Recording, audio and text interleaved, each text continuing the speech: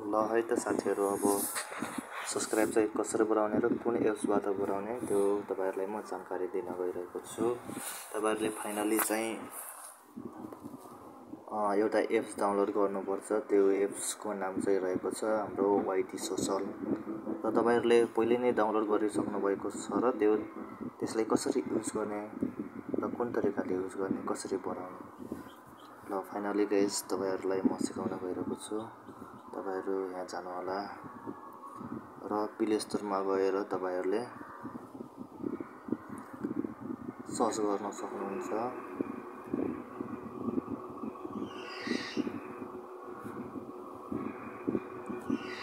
YT social भनेर तपाईहरुले download गर्नु भएको छैन भने यो एप्सलाई चाहिँ तपाईहरुले डाउनलोड गर्न सक्नुहुन्छ। मेरो चाहिँ फाइनली पहिल्यै डाउनलोड भइसकेको छ।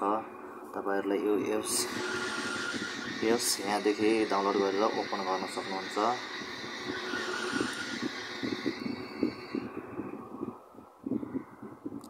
ल फाइनली गाइस हाम्रो एप चाहिँ ओपन भइसकेको छ। यसमा चाहिँ तपाईहरुले एउटा जीमेल चाहिँ तपाईहरुले युट्युब च्यानल कुन जीमेलबाट खोल्नु भएको छ त्यही जीमेलबाट नै अब यसलाई लगइन गर्नुपर्छ।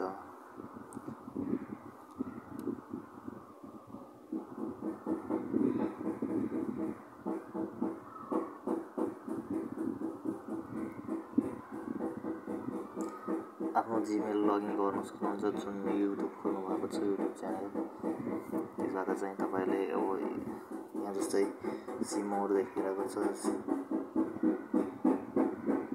यहाँ चाहिँ तपाईहरुले भिडियो हेर्नु पर्छ हैन। तपाईले भिडियो हेरेबापत यहाँदेखि तपाईहरुले पोइन्ट पाउन सक्नुहुन्छ। तपाईले यहाँ 598 सेकेन्ड भनेर देखिरहनु भएको छ होला। यो हेरे चाहिँ तपाईहरुले 480 टोकन पाउनुहुन्छ।